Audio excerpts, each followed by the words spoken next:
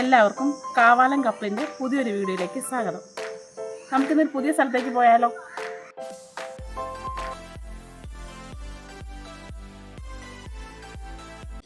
നമ്മൾ ഇന്ന് ഇളങ്കാവ് അമ്മയുടെ മൂലസ്ഥാനത്താണ് വന്നേക്കുന്നത്. അതായത് അമ്മ കുടപ്പുറത്ത് കയറി ഇവിടെ വന്നൊരു ചരിത്രമുണ്ട്. അത് നമുക്ക് ഇവിടുത്തെ ആൾക്കാരോട് തന്നെ ചോദിച്ചറിഞ്ഞാലോ?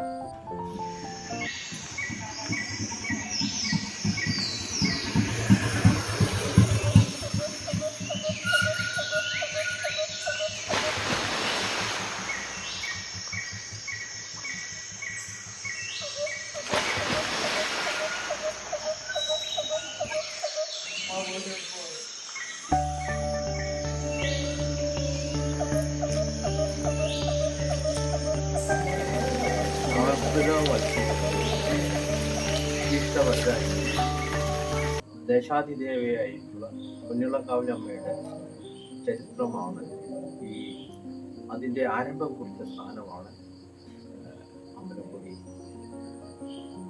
ഇതിനൊരു ചരിത്ര പശ്ചാത്തലം പറഞ്ഞാൽ ഏതാണ്ട് 500 വർഷങ്ങൾക്ക് മുമ്പ് ഈ ദേശത്തെ പ്രമുഖമായ ഒരു കുടുംബമായ വെള്ളാപ്പള്ളി കുടുംബക്കാർ, അതിലെ ഒരു കാരണവരെ കൊടുങ്ങല്ലൂർ ഭഗവതിയുടെ ഭക്തനായ അദ്ദേഹം എല്ലാ വർഷവും ദേവീ ഭജനത്തിനായിട്ട് കൊടുങ്ങല്ലൂർ പോവുകയും പ്രായാധിക്യത്താൽ അദ്ദേഹം അവസാന കാലയളവിലെ ദേവിയുടെ സങ്കടത്തോടു കൂടി പറയുകയുണ്ടായി, ദേവി അടുത്ത വർഷം എനിക്ക് ദേവിയെ ദർശിക്കാനായിട്ട് ഇവിടെ ഈ സന്നിധിയിൽ വരാൻ സാധിക്കില്ലല്ലോ എന്നുള്ള ദുഃഖത്തോടു കൂടിയാണ് അദ്ദേഹം ആ ദേശത്ത് കൊടുങ്ങല്ലൂരിൽ നിന്നും തിരിച്ച് സ്വന്തം ദേശമായ ഇത്തിത്താനത്തേക്ക് എത്തുന്നു. ഇത്തിത്താനം എന്ന് പറയുമ്പോഴത്തിന് അതിനൊരു ചരിത്ര പശ്ചാത്തലം. ഇട്ടിക്ക് ദാനം കിട്ടിയ സ്ഥാനം എന്ന നിലയിലാണ് ഇത്തിത്താനത്തെ അഭിസംബോധന. അപ്പൊ ഇത്തിത്താനത്ത് ഈ പ്രദേശത്തിന്റെ ഒരു അധിപൻ എന്ന് പറയുമ്പോഴത്തിന് പാഴൂർ മനവക ഭൂമികളാണ് ഇവിടെ ആദ്യകാലത്ത് ഇതിന്റെ ഉടമസ്ഥാവകാശം. ക്ഷേത്രം ഇരിക്കുന്നതും പരിസരത്തുള്ള എല്ലാ കുടുംബങ്ങളുടെയും ഒരു ബേസിക് ആയിട്ടുള്ള അല്ലെങ്കിൽ അടിസ്ഥാനപരമായിട്ടുള്ള ഘടന പരിശോധിച്ചു കഴിഞ്ഞാൽ അതിനകത്ത് കാണുന്നത് ഈ പാഴൂർ മനവക. അപ്പോൾ ഈ പാഴൂർ മനവകയ്ക്ക് വേണ്ടി ഞങ്ങളുടെ ഇപ്പോൾ എൻ്റെ കുടുംബം എന്ന് പറയുമ്പോഴത്തേക്ക് ഇളങ്കാവിൽ ഇരിക്കുന്ന ക്ഷേത്രത്തിൻ്റെ തൊട്ട് പടിഞ്ഞാറ് നടയിലാണ്. ആ നടയിലെ റെയിൽവേക്ക് വേണ്ടി അന്നത്തെ കാലത്ത് ഭൂമി എടുത്ത് പൊന്നമ്പല കൊടുത്ത് എടുക്കുന്ന ഒരു സാഹചര്യം ഉണ്ടായി കഴിഞ്ഞപ്പോൾ അന്ന് അതിൻ്റെ ഉൽപ്പത്തിയെപ്പറ്റി അവർ പരിശോധിച്ച് കഴിഞ്ഞു. പാഴൂർ മനവകയാണ് ഇന്ന് ചരിത്ര രേഖകളുണ്ട്. മാത്രമല്ല ഞങ്ങളുടെ വീട്ടിൽ അന്ന് കര ഒടുക്കിയിരിക്കുന്ന പാഴൂർ മനവക കര ഒടുക്കിയിരിക്കുന്നതിൻ്റെ രസീതുകളും ഉണ്ടായിരുന്നു. അപ്പോൾ അതാണ് ഇത്തിത്താനത്തിനെ സംബന്ധിച്ച് പറഞ്ഞല്ലേ അങ്ങനെ അവിടെ ഇട്ടിക്ക് ദാനം എന്ന് പറയുമ്പോഴത്തിന് ഇട്ടി എന്ന് പറഞ്ഞാല് ദേവിയാണ്. ദേവിക്ക് ദാനം കൊടുത്ത ഒരു സ്ഥാനം എന്ന നിലയിലാണ് ഈ പ്രദേശത്ത് ഇട്ടിക്ക് ദാനം കൊടുത്തു എന്നുള്ളത്. അത് പരിഷ്കൃതമായി വന്നു കഴിഞ്ഞാൽ സംസാര ഭാഷയിൽ അത് ഇത്തിത്താനമായി മാറുകയാണ്. അതാണ് ഇത്തിത്താനത്തെ സംബന്ധിച്ച ചരിത്ര പശ്ചാത്തലം. അത് പണ്ട് കാലത്ത് രാജഭരണകാലത്ത് ഇത് ചങ്ങനാശ്ശേരി താലൂക്കിലെ നീലമ്പേരൂർ വില്ലേജിലായിരുന്നു ഇത് കൊണ്ട പ്രദേശമാണ്. അത് കഴിഞ്ഞിട്ട് അത് ആധുനിക കാലത്ത് വന്നു കഴിഞ്ഞപ്പോഴത്തേനും അത് കുറിച്ചി അതുപോലെ തന്നെ ഇത്താനം കൂടെ കൂടിയിട്ട് കുറിച്ചി വില്ലേജായി. അതിനു മുമ്പ് ഇത് വാഴപ്പള്ളി വില്ലേജാണ്. വാഴപ്പള്ളി ഇത്താനം കൂടിയിട്ടുള്ള ഒരു വില്ലേജാണ്. അപ്പോൾ ഈ കാലയളവിലെ നമ്മുടെ ജില്ലകൾ രൂപം കൊണ്ട ഒരു കാലഘട്ടത്തിലാണ് ഇതുപോലുള്ള പരിവർത്തനങ്ങൾ ഉണ്ടായത്. അപ്പോൾ ഇപ്പോൾ ഇത് കുറിച്ചി വില്ലേജിൽ കുറിച്ചി പഞ്ചായത്തിലാണ് ഈ പ്രദേശം സ്ഥിതി ചെയ്യുന്നത്. ഈ പ്രദേശത്തിന്റെ ഒരു പ്രത്യേകത ഭൂരിപക്ഷവും ആളുകളും ഹൈന്ദവ സമുദായത്തിൽപ്പെട്ടയാണ്. ആ ഹൈന്ദവ സമുദായത്തിൽപ്പെട്ടതിൽ തന്നെ ഏറ്റവും കൂടുതൽ ആളുകൾ നായർ വിഭാഗത്തിൽപ്പെട്ടയാണ്. അപ്പോൾ ഒരു ഹൈന്ദവ സംസ്കാരത്തിന്റെ ഒരു മൂല്യങ്ങൾ കാത്തുസൂക്ഷിച്ചിരുന്ന ഒരു പ്രദേശമായിരുന്നു ഈ ഇവിടെ. മറ്റൊരു പ്രധാനപ്പെട്ട ഘടകം എന്താ വെച്ചാൽ നമ്മുടെ ചെറുനോട്ടം മഹാദേവ ക്ഷേത്രം. ആ ക്ഷേത്രം എന്ന് പറയുമ്പോഴത്തേനും 108 പരശുരാമനാൽ സ്ഥാപിക്കപ്പെട്ട 108 ശിവക്ഷേത്രങ്ങൾ ഒന്നാണ് അതിൻ്റെ ഉൽപ്പത്തിയെപ്പറ്റി പറയുന്നത്. മഹാദേവന്റെ മകളായിരിക്കുന്ന ദേവി മഹാദേവനും കൂടെ കൂടിയിരിക്കുന്ന ഒരു സങ്കേതമാണ് തിരുത്താൻ എന്ന് പറയുന്നത്. അപ്പൊ ഇവിടുത്തെ ആറാട്ട് വിശേഷങ്ങളെല്ലാം തന്നെ ആരംഭിക്കുന്നത് ഇളങ്കാവിൽ ഇന്ന് സ്ഥിതി ചെയ്യുന്ന ഇളങ്കാവ് ദേവീ ക്ഷേത്രത്തിൽ നിന്ന് എഴുന്നള്ളിച്ചിട്ട് അമ്പലപ്പടിയിൽ വന്ന് പ്രതിഷ്ഠ ചെയ്ത് വന്നിച്ചിട്ട് അവിടുന്ന് മഹാദേവന്റെ സന്നിധിയിൽ വന്ന് ചിരവട്ടത്ത് വന്ന് അനുഗ്രഹം വാങ്ങുകയാണ്. ക്ഷേത്രത്തിലെ എല്ലാ ചടങ്ങുകളും നടത്തിയിട്ടുണ്ട്. അത് പത്താമതയം എന്ന പേരിൽ അറിയപ്പെടുന്ന മേടമാസം 1-ാം തീയതി കൊടിയേറിയിട്ട് മേടം 10 അല്ലെങ്കിൽ വിഷു തൊട്ട് അതിന്റെ പ്രാധാന്യം പറയുകയാണെങ്കിൽ വിഷു തൊട്ട് 10-ാം ഉദയം അതാണ് ഉത്സവം ആരംഭിച്ചിരിക്കുന്നത്. അപ്പൊ അതിനൊരു ചരിത്രപരമായ ഒരു കാരണങ്ങളുണ്ട്. എന്തുകൊണ്ടാണ് ഈ വിഷു തൊട്ട് 10 ദിവസം ഇങ്ങനെ ഉത്സവം ആരംഭിക്കാനുള്ള കാരണം എന്താണ് എന്ന് പരിശോധിച്ചു. സൂര്യൻ ആദിത്യന്റെ പരമോച്ച ആയിട്ടുള്ള ഒരു സമയമാണ് മേടം 1 തൊട്ട്. മേടമാസം എന്ന് പറയുമ്പോൾ സൂര്യന്റെ ഉച്ചസ്ഥാനം. മേടം 1 തൊട്ട് 10 വരെ എന്ന് പറയുന്നത് പരമോച്ച സ്ഥാനം എന്ന് പറഞ്ഞാൽ 100% ആദ്യത്തിന് ലോകത്തിലെ ഈ ഭൂമിയിൽ ഏറ്റവും സ്വാധീനം ചെലുത്താൻ സാധിക്കുന്ന ആ കാലയളവാണ് ഈ ഉത്സവത്തിനായിട്ട് തിരഞ്ഞെടുക്കുന്നത്. അതാണ് മേടം 10 എന്ന് പറയുന്ന 10-ാം ഉദയം എന്ന് അതിൻ്റെ വാക്കുകൊണ്ട് അർത്ഥമാക്കുന്നത്. ഇനി നമ്മൾ ചരിത്രത്തിലേക്ക് കടന്നു കഴിഞ്ഞാലേ, ഞാൻ മുമ്പേ സൂചിപ്പിച്ച പോലെ അദ്ദേഹം സങ്കടത്തോടു കൂടി ഇവിടെ വരികയും സ്വന്തം നാടായിരിക്കുന്ന തിരുത്താനത്ത് വന്നിട്ട് അവിടുന്ന് അദ്ദേഹത്തിന്റെ വീട്ടിലേക്കുള്ള നാട്ടുവഴി, അന്ന് നാട്ടുവഴി എന്ന് പറഞ്ഞാൽ നടപ്പ് വഴിയേ ഉള്ളൂ, ആ നടപ്പ് വഴിയിൽ ഇങ്ങോട്ട് വരുമ്പോഴത്തേന് മൂത്രശങ്ക ഉണ്ടാകുകയും അദ്ദേഹത്തിന്റെ ഈ ഓലക്കുട, ഈ സന്നിധി ഇപ്പോൾ അമ്പലക്കോടി സ്ഥിതി ചെയ്യുന്ന സന്നിധിയിലെ വഴിയിൽ വെച്ചിട്ടാണ് അദ്ദേഹം കാര്യം സാധിക്കുന്നത്. അത് തിരിച്ച് ഈ കുട എടുക്കാൻ ശ്രമിച്ചപ്പോൾ തന്നെ അത് പൊങ്ങാതെ വരികയും ആ ദേശത്തെ ജ്യോതിഷ മേഖലയിലെ ആചാര്യന്മാരെ ആയിരിക്കുന്ന ഞങ്ങളുടെ കുടുംബം എന്ന് പറയുമ്പോഴത്തേന് എൻ്റെ അച്ഛൻ KS മാധവൻ ഗണകന്, എൻ്റെ പേര് KM സുഗുണന്, അതുപോലെ തന്നെ അതിൻ്റെ പൂർവ്വ ആചാര്യന്മാരൊക്കെ മഹാപണ്ഡിതന്മാരാണ്. അവരുടെ അടുത്ത് വന്ന് ഇത് കാര്യങ്ങൾ അന്വേഷിച്ചു കഴിഞ്ഞപ്പോൾ ദേവഹിതമനുസരിച്ച് ദേവി ഇവിടെ കൊടുങ്ങല്ലൂരിൽ നിന്ന് വന്ന് ഇവിടെ കുടികൊണ്ടിരിക്കുകയാണ് എന്ന് വെളിപ്പാടുണ്ടായി.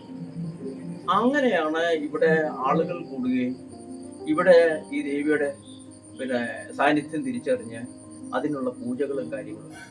അപ്പോൾ വഴിയിലിരിക്കുന്ന ഒരു ദേവി എന്ന നിലയിൽ നോക്കുമ്പോൾ അമ്പലക്കോടിയിൽ സ്ഥിതി ചെയ്യുന്നത് അത് സൗകര്യപ്രദമായിരിക്കില്ല. തന്നെ ഇവിടെ അടുത്തൊക്കെ വീടുകളുണ്ട്. അപ്പൊ അങ്ങനെ വന്നു കഴിഞ്ഞപ്പോഴാണ് ഇപ്പോൾ ക്ഷേത്രം സ്ഥിതി ചെയ്യുന്ന സങ്കേതത്തിലേക്ക് മാറ്റുവാനുണ്ടായത്.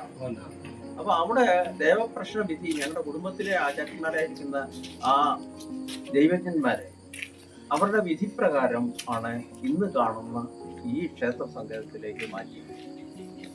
അപ്പൊ അന്ന് തൊട്ട് ഈ ക്ഷേത്രത്തിന് ചില അനുഷ്ഠാനങ്ങളൊക്കെ ഉണ്ടായിട്ടുണ്ട്.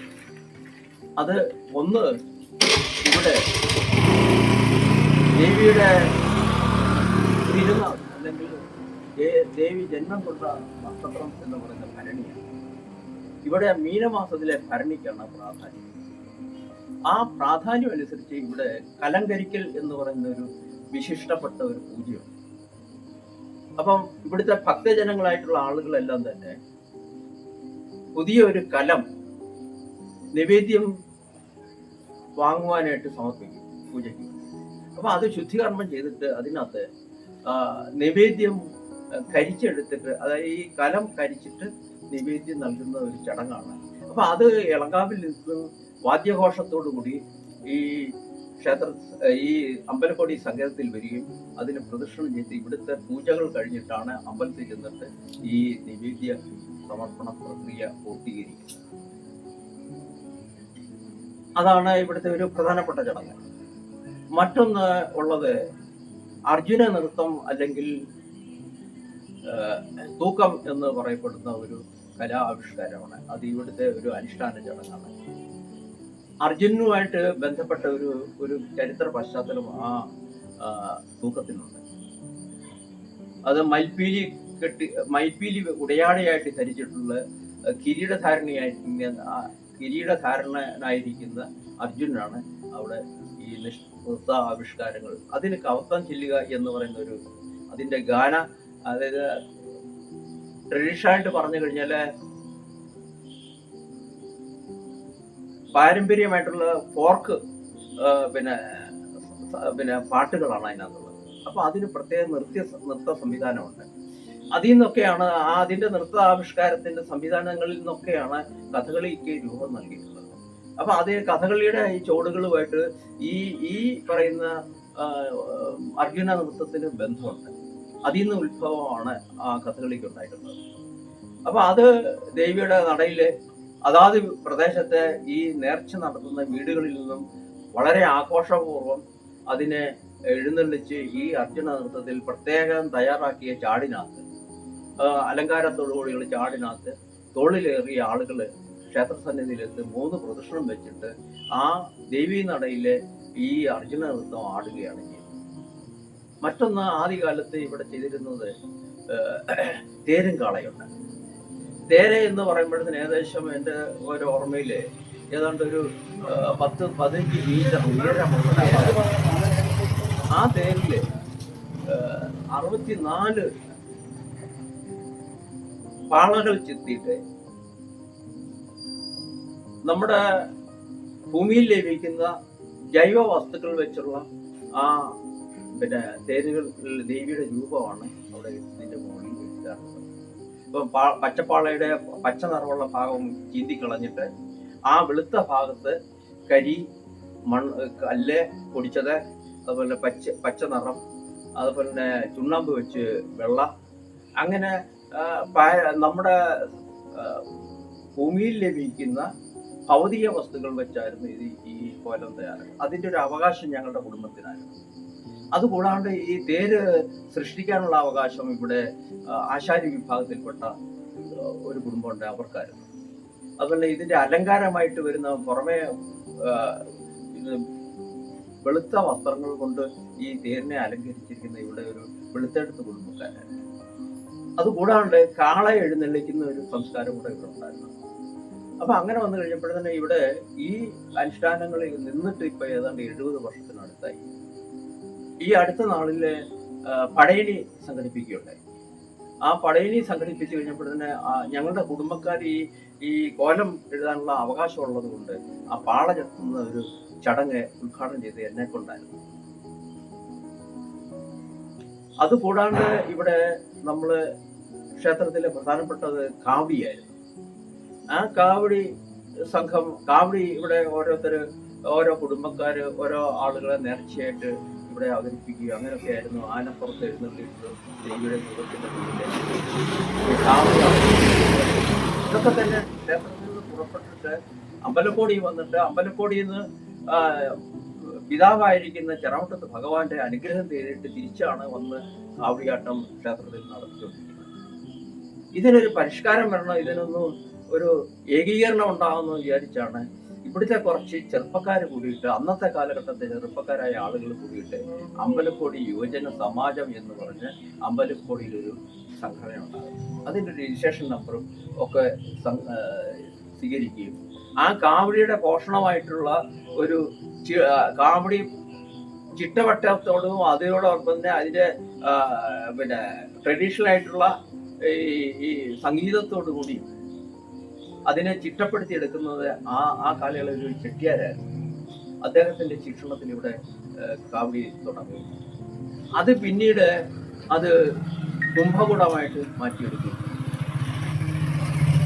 ആ കുംഭകുടത്തിന് അന്നത്തെ കാലത്ത് ഈ കേരളത്തിലെ ഏറ്റവും തലയെടുപ്പുള്ള ഗജവീരന്മാരെയായിരുന്നു ഈ അമ്പലക്കൊടി സംഘടിപ്പിച്ചത്. അപ്പൊ ക്ഷേത്രത്തിൽ ആദ്യമായിട്ട് ഇങ്ങനെ ഒരു കുംഭകുട സമാജം രൂപം കൊള്ളുന്നത് അമ്പലക്കോടി ആസ്ഥാനമായിട്ടാണ്.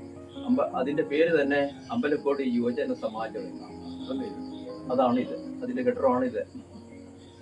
ഇതിന്റെ ഒരു ചരിത്രം പറഞ്ഞു കഴിഞ്ഞാൽ ഇതിനെ ഒരു 1.5 സെന്റ് സ്ഥലം ഇതിനോട് ചേർന്നുള്ള ഒരു വീട്ടുകാരോട് കൈ വാങ്ങി ഒരു 1/2 സെന്റ് സ്ഥലം പൊതുമ്പോക്കായിട്ട് അങ്ങനെ 2 സെന്റ് സ്ഥലത്തിനാണ്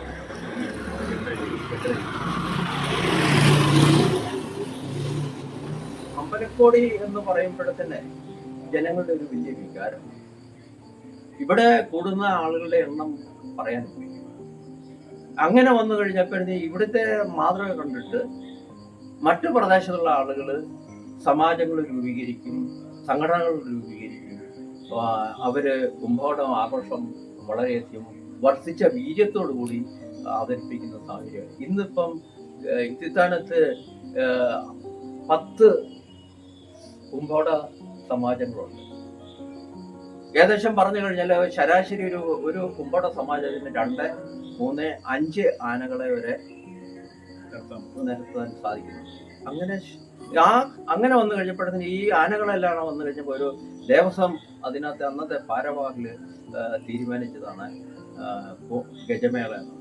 ഇന്നിപ്പോ 20 തൊട്ട് ഒരു 25 ഗജവീരന്മാര്, അത് കേരളത്തിലെ ഏറ്റവും തലയെടുപ്പുള്ള ഗജവീരന്മാരെ അണിനിരത്തിക്കൊണ്ട് ഇവിടെ ഗജമേള നടത്തുന്നു. ഏറ്റവും കൂടുതൽ ആനകൾ വരുന്നത് തൃശ്ശൂർ പൂരം കഴിഞ്ഞു കഴിഞ്ഞാൽ ഏറ്റവും അടുത്തുള്ള ഇവിടെ പേര് ഇത്തിത്താനത്തെ ഗജമേള, ഇത്തിത്താനം എളങ്കാവ് ദേവി ക്ഷേത്രത്തിലെ ഗജമേള എന്ന് പറഞ്ഞാൽ പ്രശസ്തമാണ് ഇത്. അപ്പൊ ആ ഗജമേളക്ക് തന്നെ ഇവിടെ ലക്ഷക്കണക്കിന് ആളുകളുടെ ഒരു സാന്നിധ്യം, വിവിധ ദേശങ്ങളിൽ നിന്ന് എത്തുന്ന ആളുകളുടെ ഒരു സാന്നിധ്യം ഉണ്ടാകാറുണ്ട്. അത് പത്രവാർത്തകളിലും ദൃശ്യമാധ്യമങ്ങളിലും ഒക്കെ തന്നെ പ്രചാരം നേടിയിട്ടുള്ള ഒരു സംഭവമാണ്.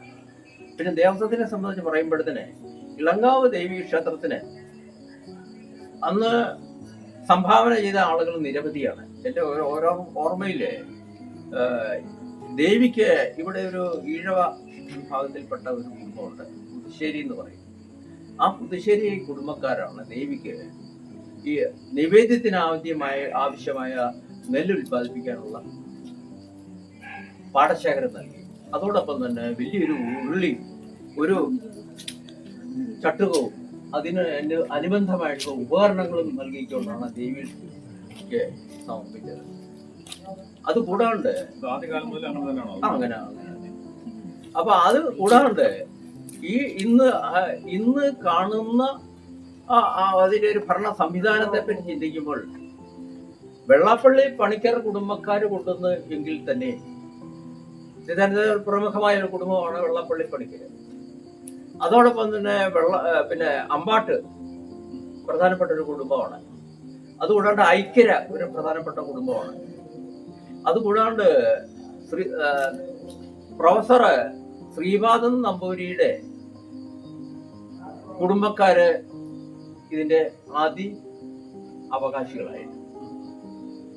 അങ്ങനെ ഒരു 11 കുടുംബക്കാരുടെ വകയായിട്ടായിരുന്നു ഇതിന്റെ ഈ ഭരണ സംവിധാനം മുന്നോട്ട് കൊണ്ടുപോയിക്കുന്നത്. ഇപ്പോഴും പറയാം.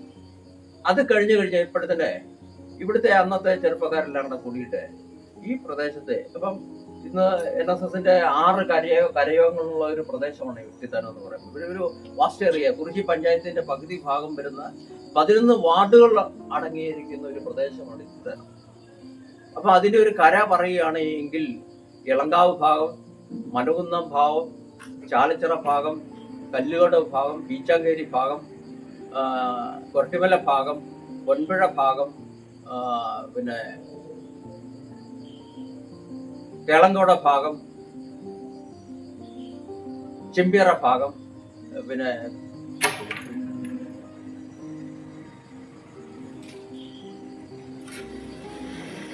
രണ്ട് പ്രദേശങ്ങളുണ്ട്.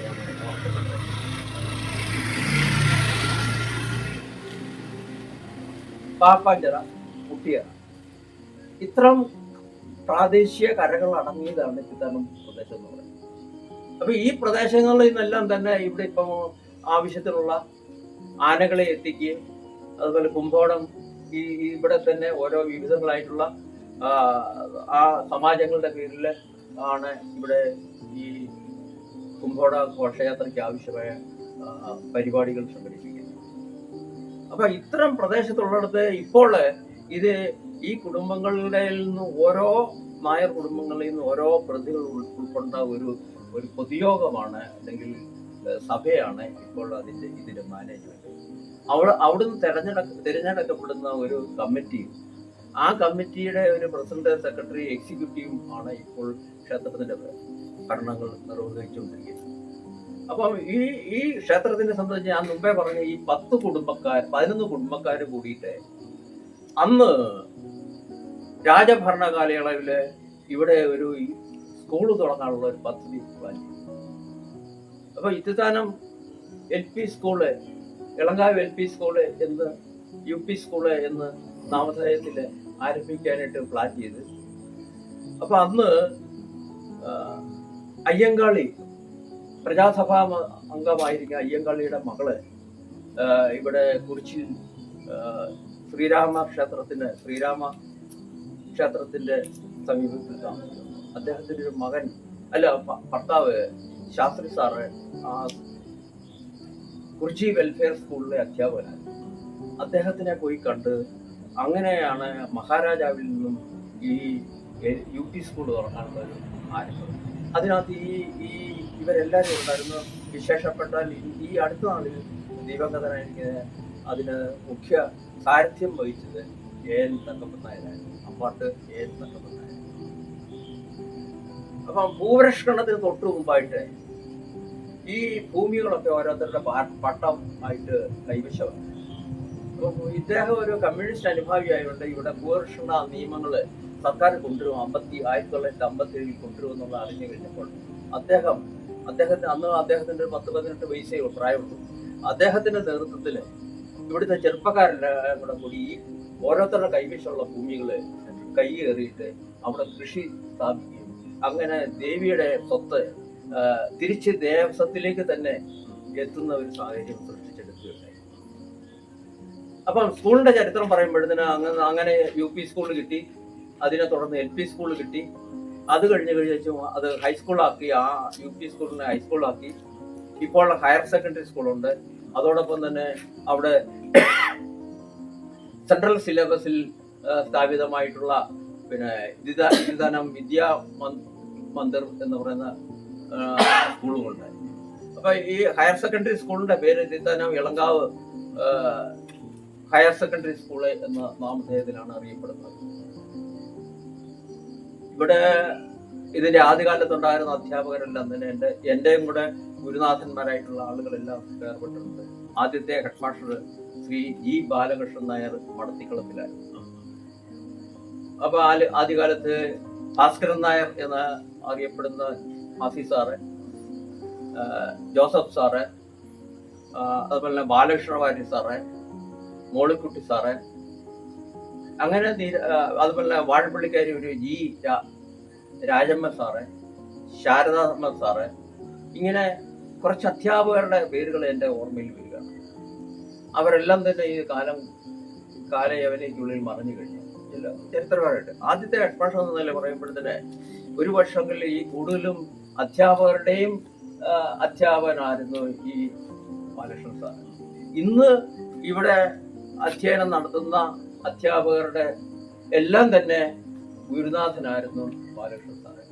പിന്നെ ഒരു പേര് ഞാൻ പറയാൻ വിട്ടുപോയി, പുത്തമ്പരക്കിലെ ഗോപി സാറ്. ഇവിടെ ആദ്യത്തെ LP സ്കൂളിന്റെ ഹെഡ് മാസ്റ്റർ ആയിരുന്നു അദ്ദേഹം. അപ്പൊ അങ്ങനെ ആ സ്കൂളിന്റെ ചരിത്രം പറഞ്ഞു കഴിഞ്ഞാൽ ഇന്ന് 1000-ലധികം കുട്ടികളെ കൊണ്ട് അവിടെ പഠിക്കാൻ.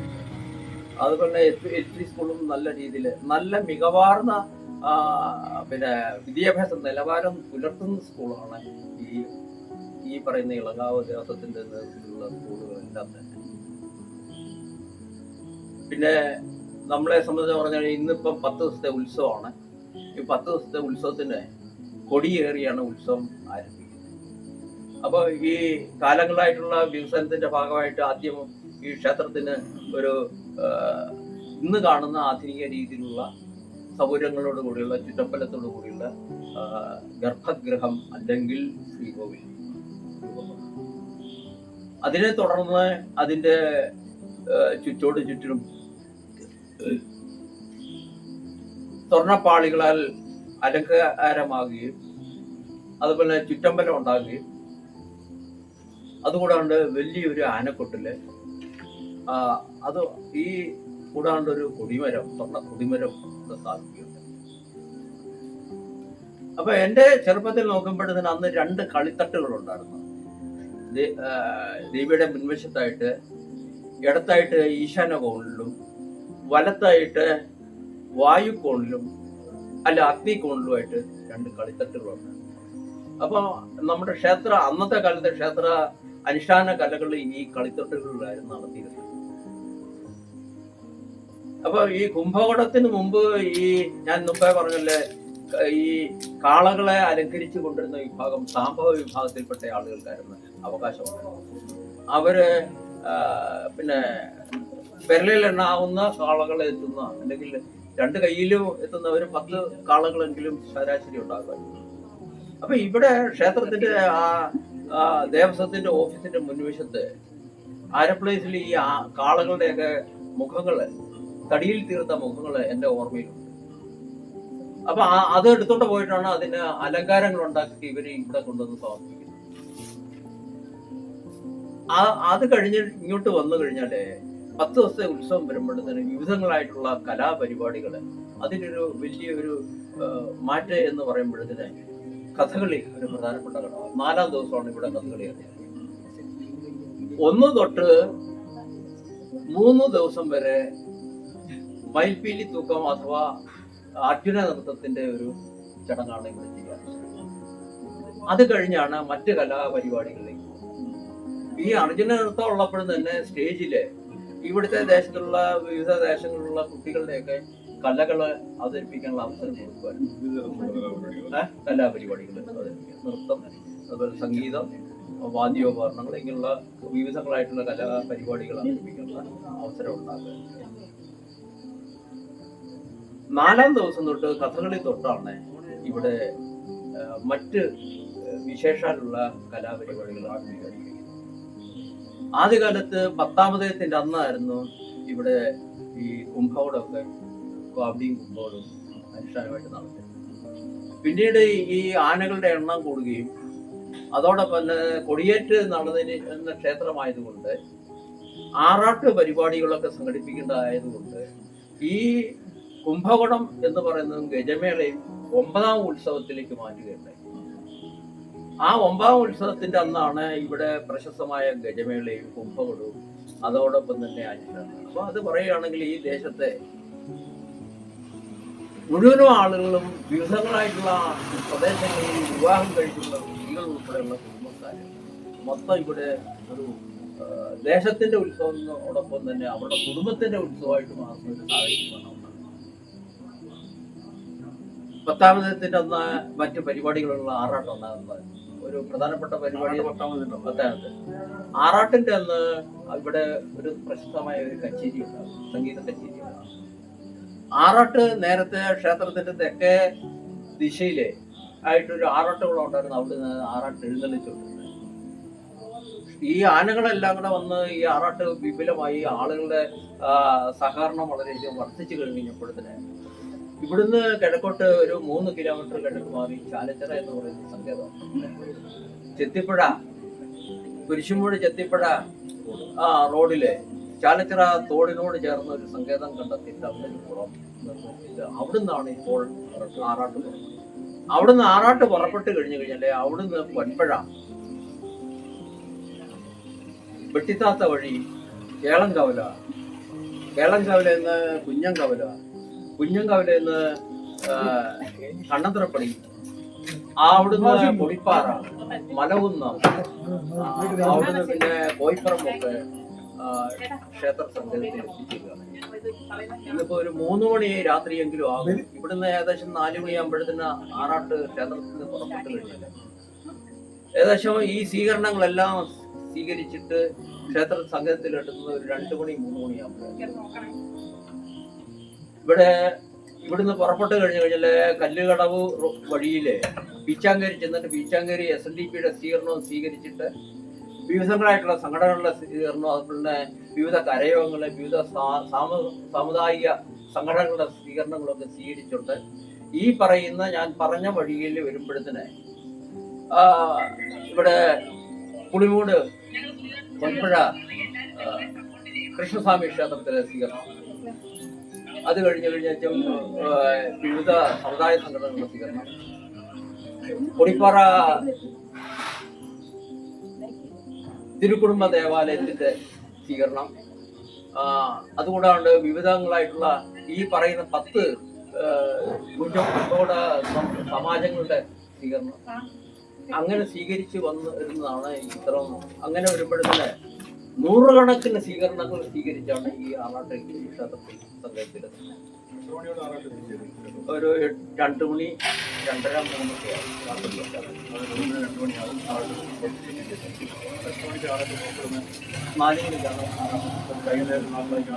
3 ഒരു 4 ഇടയ്ക്ക് അമ്പലത്തിൽ നിന്ന് പുറപ്പെട്ടിട്ട് കല്ലുകടവ് ഈശാങ്കേരി ചെന്നിട്ട് ചാലക്കര ആറാട്ട് കടയിൽ ചെന്നിട്ടാണ് അവിടുന്നാണ് ഈ ആറാട്ട്.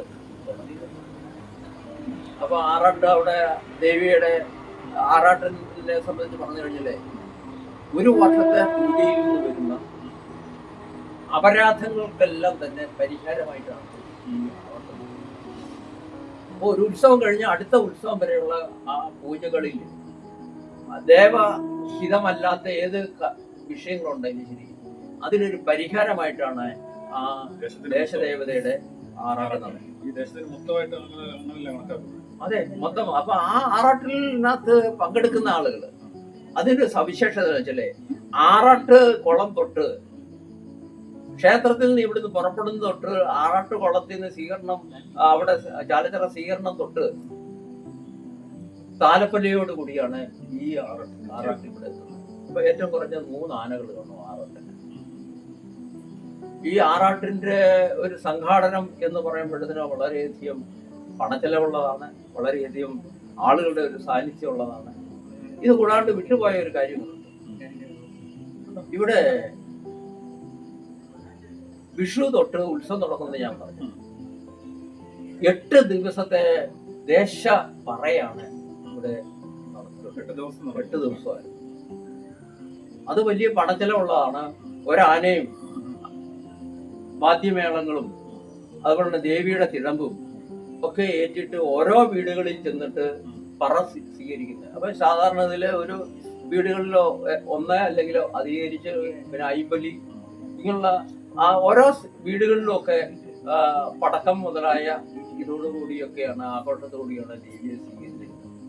അങ്ങനെ 8 ദിവസത്തെ ഈ ദേശം പറയുണ്ട്. ഇപ്പോൾ അത് ചെലവ് അധികരിച്ചത് കൊണ്ട് ഈ കഴിഞ്ഞ ഏതാനും വർഷങ്ങളായിട്ട് അത് നിർത്തിയിട്ട് ഇപ്പൊ തിരുനടയിൽ ഈ 10 ദിവസവും പറ സമർപ്പിക്കുന്ന സാഹചര്യമാണ്. ഭക്തജനങ്ങള് എല്ലാവരും. പിന്നെ ഇത് കൂടാണ്ട് ആറാട്ട് പുറപ്പെട്ട് കഴിഞ്ഞാൽ അതായത് ക്ഷേത്രത്തിൽ നിന്ന് പുറപ്പെടുന്ന തൊട്ട് ആ പോകുന്ന വഴിക്കെല്ലാം തന്നെ ഈ പറ സ്വീകരിച്ചാണ്. അപ്പൊ ഈ രാത്രി, അതുകൊണ്ടാണ് രാത്രിയിൽ ഈ 2 മണിയും 3 മണി വരെയൊക്കെ ദൈർഘ്യം ഉണ്ടാകുന്നത്. വെളുപ്പിനെ ആറാട്ടെത്താൻ താമസിക്കുന്ന ഒരു കാരണം കൊണ്ടാണ്. ഇതാണ് ഈ എളങ്കാവിൽ ദേവിയുടെ ഒരു ചരിത്രപരമായിട്ടുള്ള കാര്യം.